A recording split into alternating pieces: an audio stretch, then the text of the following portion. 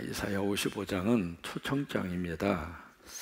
지금 하나님께서 우리 모든 하나님의 귀한 백성들에게 보내시는 하나님의 초청장인데, 그래서 이제 1절 말씀에서도 오라 라고 하는 말로 시작을 하고 있거든요. 영어로 말하면 come, 그냥 오라 라고 하는 하나님의 초청입니다.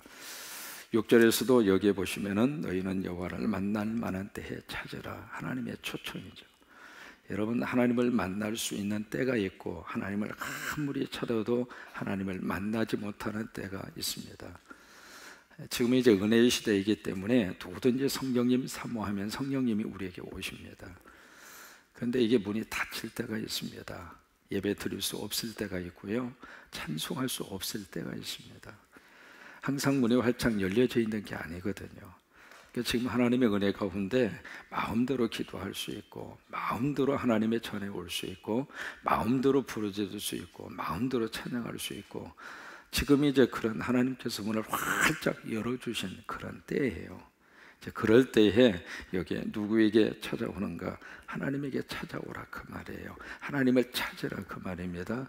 이 말씀이 아모스 5장에 보시면은 또 한 번 반복을 하고 있습니다. 아모스 5장 4절과 6절에 보시면 같은 말씀을 기록을 하고 있습니다. 하나님을 찾으라, 그리하면 살리라. 한번 해보실까요? 하나님을 찾으라, 그리하면 살리라. 한 번 더 하십니다. 하나님을 찾으라, 그리하면 살리라. 아모스 5장에 있는 말씀이에요. 그런 것처럼 이게 하나님의 거룩한 초청이에요. 7절에 보시면은 불의한 자 생각 버리고 하나님에게로 돌아와라, 하나님에게 돌아오라 그 말씀이에요. 특별히 여기 이제 이런 하나님의 초청에 대해서 우리 현대인들이 어떤 반응을 지금 보이고 있을까? 선교사님이 초창기에 한국에 오셔서 마을을 다니면서 쭉 전도를 해요. 예수 믿고 전당 가세요. 마을마다 다니면서 이제 전도 이렇게 하고 있는데, 마침 그 동네에 옛날에 이제 생선을 다 이 기계로 짊어지거나 리어카에 끌고 다니거나 그러면서 생선을 팔았잖아요. 근데 그 중에 생선 장수 한 분이 선교사님이 예수 믿고 구원 받으세요 하는데, 이분은 목소리가 더 큰 거예요. 큰 목소리로 싱싱하고 좋은 명태 한 마리의 이러한 그러면서 큰 소리로.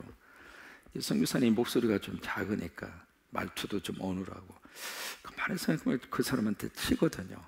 그래서 그 명태 한 마리 얼마예요? 그러니까 이건 이러한이에요 그러는 거예요. 전체가 몇 마리입니까? 그랬더니 27마리래요. 그 몽땅 나한테 주시오. 그래가지고 이 선교사님이 그 명태를 다 사신 거예요. 27마리를 다 사고, 나는 한 마리만 있으면 되니까 나머지 26마리를 이 동네 사람들한테 공짜로 주라고. 근데 이 생선 장수가 굉장히 정직한 분이었어요. 싱싱하고 좋은 명태 공짜로 거저줍니다. 누구든지 나와서 한 마리씩 가져가세요 하고 마을을 다니면서 그렇게 외쳤는데 한 사람도 안 나오더래. 나만 재밌는가?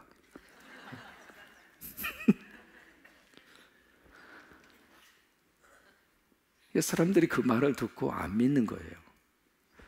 세상에 어떤 사람이 지금이 어느 세상인데 싱싱하고 좋은 명태를 누가 공짜로 주느냐 이거야. 우리 동네까지 와서.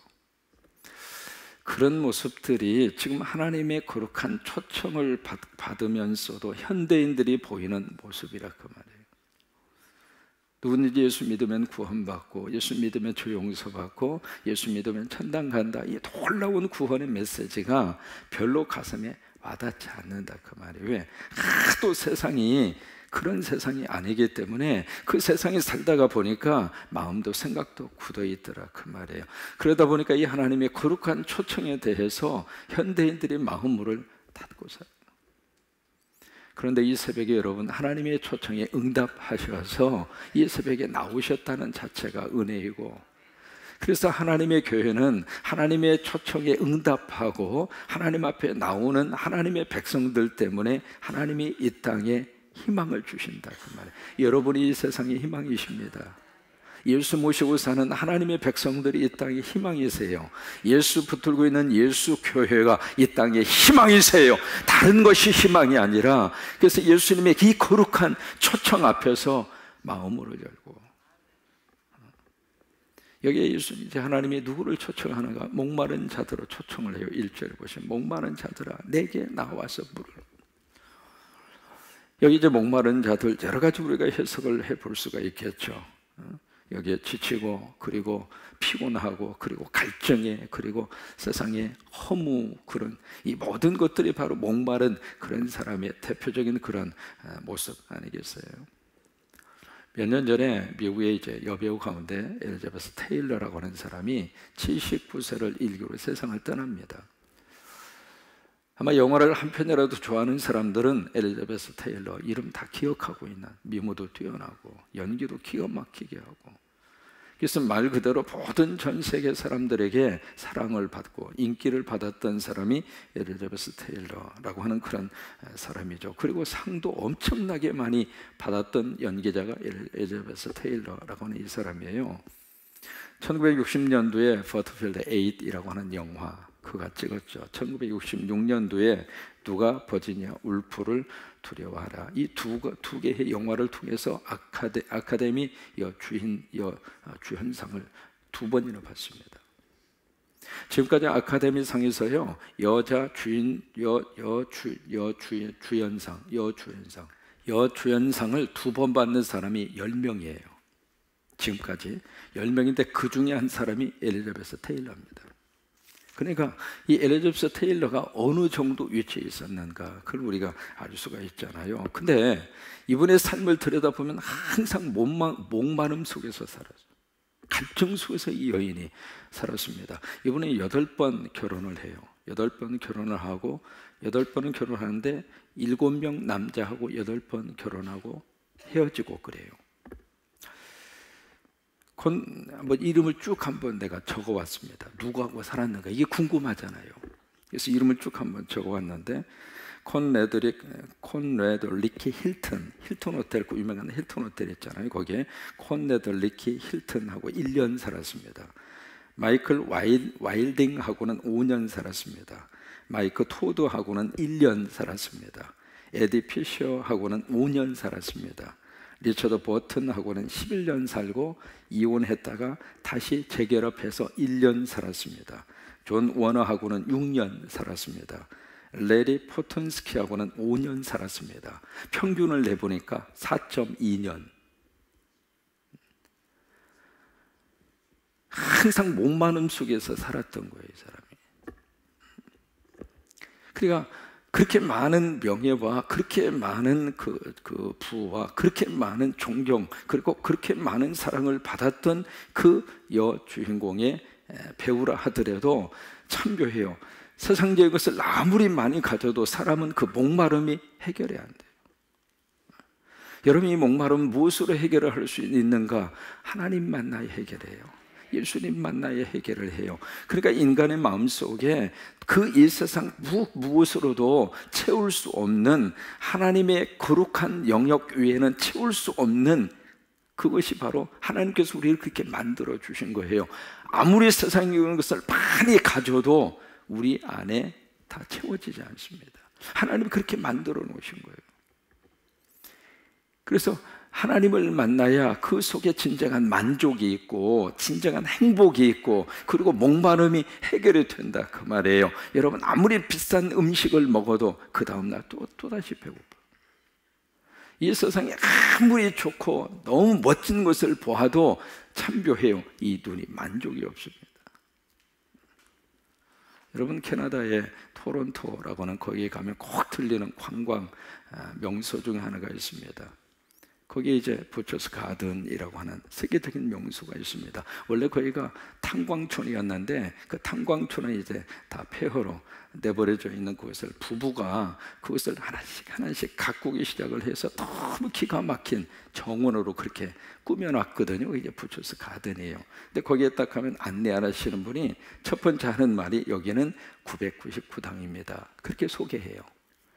왜 999당이냐고 그랬더니 1000당보다 하나 부족해서 999당이래요. 말 그대로 가서 보면 기가 막히게 해놓았어요. 세상에 이렇게 아름답고 꾸며놓을 수가 있을까 싶을 정도로 부처스가 한번 다 이렇게 보고 나면은 와, 참 진짜 아름답다. 말 그대로 참 원더풀, 그런 말이 저절로 나올 정도로 그렇게 멋진 광경을 가서 구경을 하고 보아도 참 묘해요. 그러고 나면 만족해야 되잖아요. 그런데 사람은 더 좋은 것을 보고 싶어 한다. 땅의 것으로는 이 목마름이 도저히 해결이 되지 않아요. 하늘의 것이 채워져야 돼요. 그래야 진정한 만족이 있는데, 여기서 하나님께서 그래요. 목마른 자들아 물러나와라, 내게 나와라, 그 말씀이에요. 두 번째로, 누구를 지금 초청하고 있는가? 헛된 것에 고생을 하는 사람, 그들을 하나님이 초청을 하고 계세요. 그것이 2절입니다. 양식 아닌 것, 그것을 위해서 은을 달아주고 배부르지 못할 것, 그것을 위해서 왜 수고하느냐? 헛된 것을 위해서 수고하는 그들에게 하나님께서 내게 오라, 그렇게 말씀을 하세요. 동물 나라에 개구리, 입이 큰 개구리 한 마리가 있었는데, 그 개구리는 자기가 가장 입이 크다고 하는 그 자존감 하나를 가지고 개굴 사는 개구리가 있었어요. 근데 그 동물나라 그 바로 옆에 목욕탕이 하나 새로 이렇게 만들어진 거예요. 근데 목욕탕 입구에 뭐라고 딱 써져 있느냐면, 입 작은 동물이 입 큰 개구리의 등을 밀어줘야 합니다, 써져 있는 거예요. 그것을 딱 보는 순간 이 개구리가, 그렇지, 나보다 이 큰 개구리가 어디가 있을까 싶어서 새로 개업한 목욕탕에 의기양양하게 딱 들어가서, 아하, 내 등을 좀 밀어야지. 그리고 이제 누군가가 밀어줘야지. 딱 갔는데 세상에 그 목욕탕에 자기보다 입이 더 큰 개구리가 한 마리가 와 있는 거예요. 자존심이 얼마나 상하는지.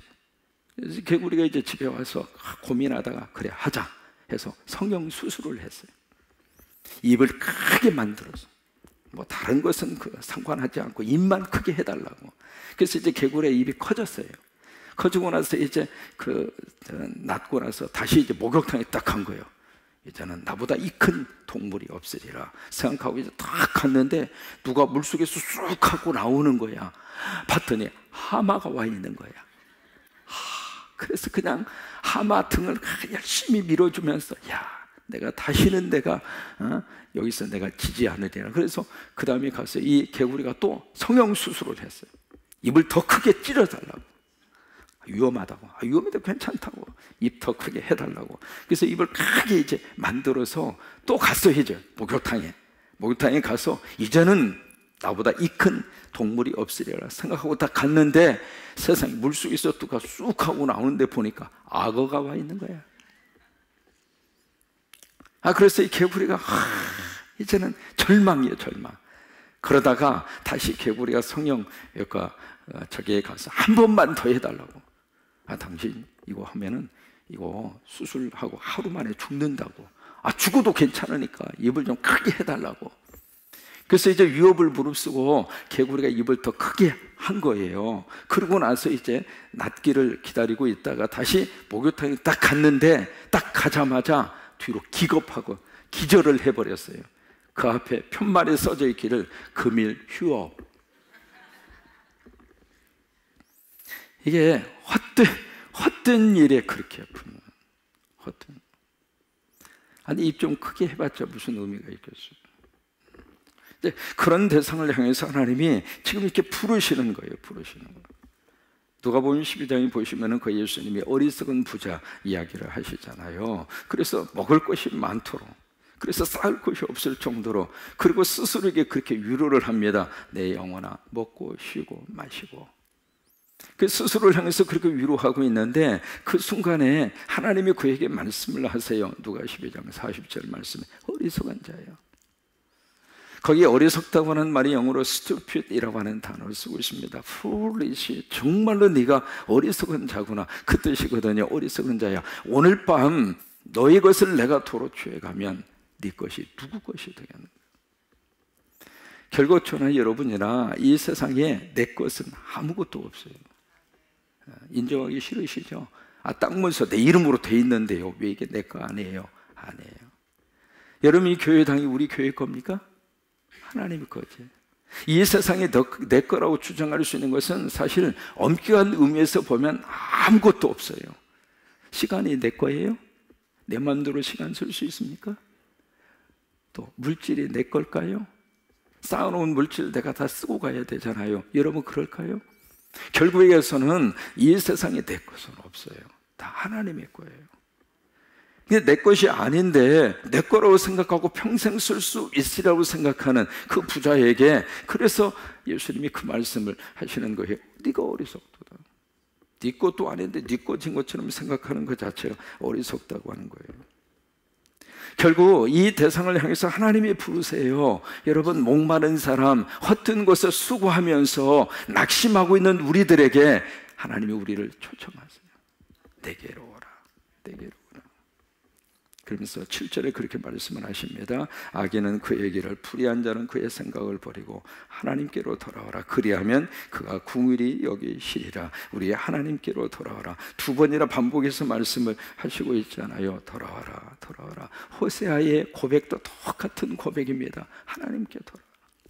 너희가 먹을 것이 없어서 갈증에, 물이 없어서 그것이 아니라 여호와를 아는, 하나님을 아는 지식이 없어서 너희들이 그렇게 영적으로 갈증과 목마름 속에 살고 있구나. 하나님께로 오라고 하는 거예요. 하나님께로 돌아와라. 그리하면 너를 궁일이 여기시고 그가 너를 너그럽게 용서하시리라. 그래서 8절에 그렇게 말씀하시죠. 이는 내 생각이 너희 생각과 다르고 내 길은 너희의 길과 다름이니라. 여호와의 말씀이니라. 9절에 하늘이 땅보다 높음같이 내 길은 너희의 길보다 높으며 내 생각은 너희의 생각보다 높음이니라. 하나님을 품고 살면 참 묘해요. 하나님을 생각하고 살면 우리 생각과 우리 마음이 높아져요. 생각이 높아진다 그 말이에요. 이 비행기를 여러분 타시고요, 이륙을 딱 해서 어느 정도 고도에 딱 올라서서 이 세상을 보면 이 세상이 사실은 별거 없어요. 키 큰 사람이나 작은 사람이나 조그맣게 보이는 것은 다 똑같아요. 좋은 차나 그렇지 않는 차나 기어가는 것은 똑같아요. 이게 비행기를 타고 어느 정도 딱 올라가서 보면은 이 세상적인 것은 그렇게 대단한 게 아닙니다. 그런 것처럼 우리가 하나님의 생각을 품고 살면은 이 세상적인 것이 별거 아니에요. 다 이기고 살아갈 수 있어요. 전부 다 극복하고 살아갈 수 있어요. 그러니까 하나님의 생각을 품으면은 하나님이 우리를 높여주신다. 그리고 하나님이 우리를 멀리 바라볼 수 있도록 그렇게 하나님을 우리들의 가슴에 품고 살면 하나님이 그렇게 역사를 하세요. 데일 카네기라고 하는 사람이 있습니다. 그 사람이 쓴 책 가운데 생각이 사람을 바꾼다라고 하는 그 책이 있거든요. 그 책에서 카네기는 그렇게 이야기합니다. 우리가 행복한 일을 생각하면 행복한 일이 이루어지고, 비참한 일을 생각하면 비참한 일이 이루어지고, 무서운 일을 생각하면 무서운 일이 벌어지고, 실패의 생각을 하면 실패한 일이 일어난다 이거예요. 결국에 가서는 생각이 우리의 삶을 지배한다 그 말이에요. 그러니까 하나님의 생각을 가지고 살면 하나님의 일이 우리 안에서 이루어진다 그 말이에요. 성령의 생각을 가지고 살면 성령의 거룩한 은혜와 뜻이 우리 안에서 이루어진다 그 말이에요. 오늘 하루도 하나님의 생각으로 우리의 생각을 꽉 하나님이 지배해 주시기를 바랍니다. 성령의 생각으로 오늘 하루를 하나님이 붙들어 주시게 되기를 축원합니다. 그러면 하나님의 생각, 성령의 생각이 우리를 지배하면 내 생각이 아니라 내가 생각했을 때는 내년도를 어떻게 살까? 사실은 걱정이 앞서요. 목회를 하면서요, 평생 떠나지 않는 기도 제목이 있습니다. 하루하루 연말에 두고 연초를 볼 때마다 늘 마음속에, 예산 세울 때는 특별히 더 그렇습니다. 사실은 예산이라고 하는 것은 우리가 세우는 숫자 아니겠어요? 그런데 그 숫자는 하나님이 채우지 않으면 아무 의미가 없는 숫자예요. 우리 나름대로 이만한 예산을 세우고 이만한 계획을 세우고 나름대로 다 그렇게 합니다만은 그 다 이렇게 들여다볼 때마다 해마다 그런 기도를 했어요. 하나님이 예산, 아버지가 채워주세요. 그러다 보니까 이 목회하면서 연말 연초만 되면 생각이 굉장히 복잡해요. 이게 사역의 부서마다 아멘하고 순종하는 사람도 참 많은데 우리 성광교회는 그런 것 같아요. 그냥 뭔가 사역을 맡기면 아멘, 충성하겠습니다. 그런 분들이 많아서 참 감사한데, 이게 안 하겠다는 사람이 의외로 참 여기 말고, 이게 사역자가 한두 사람이 아니잖아요.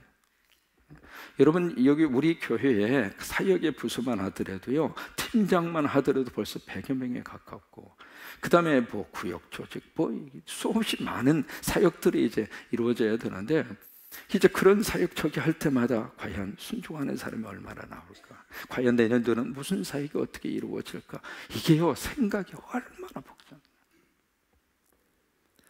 그래서 언젠가 한 번은 그것 때문에 너무 힘들어서, 그래서 이제 목회자들이 탈진하는 목회자들이 그렇게 많아요.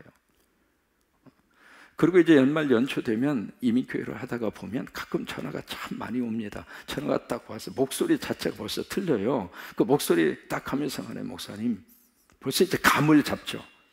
나 다른 교회로 가겠습니다. 그 전화 받을 때마다요, 마음이 정말 속에서 막 뭐라 표현할 수 없는, 그래서 위장병 환자들이, 목회자들이 굉장히 많습니다.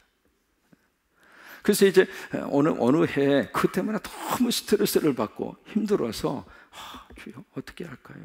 걱정과 염려가 너무 가슴 속에 꽉 하고 이렇게 차 있으니까, 여러분 목사라고 그래서 뭐 걱정 안 하겠어요? 아니, 목사는 기도하면 되잖아요. 기도해요. 근데 걱정은 해요. 그럼 뭐예요? 두 가지 속에서 우리가 고민하고 사는 거예요. 그러다가 기도가 조금 더 강하게 나가면 걱정을 누르고 사는 거예요. 사람이 걱정이 없어서 기쁘고 행복하게 사는 게 아니에요. 그보다 더 큰 하나님의 은혜가 있으니까 그것을 덮고 살고, 그것을 누르고 살고, 그것을 이기고 사는 것이지, 걱정도 없고 태평해서 히히거리고 웃고 그렇게 사는 게 아니란 말이에요. 이 세상보다 더 큰 하나님의 은혜가 있으니까 세상을 이기고 사는 거지, 세상을 초연하고 사는 게 아니에요. 그래서 너무 걱정이 앞서서 막 고민하고 기도하고 있는데, 그때 이제 하나님께서 성경을 읽는 가운데 주신 말씀이 빌립보서 1장 13절의 말씀. 너희 안에서 행하시는 일은 여호와 하나님이시니 그가 너희에게 기쁘신 뜻을 두고 소원을 두고 행하게 하시나니. 우리말 번역에는 그렇게 되어 있어요. 근데 영어 번역에는 그렇게 되어 있습니다. 뭐냐면 God works in you, 그렇게 되어 있습니다. 하나님이 네 속에서 일하신다. 저는 그 영어 번역을 보면서 너무 감사했어요. 그리고 이거구나.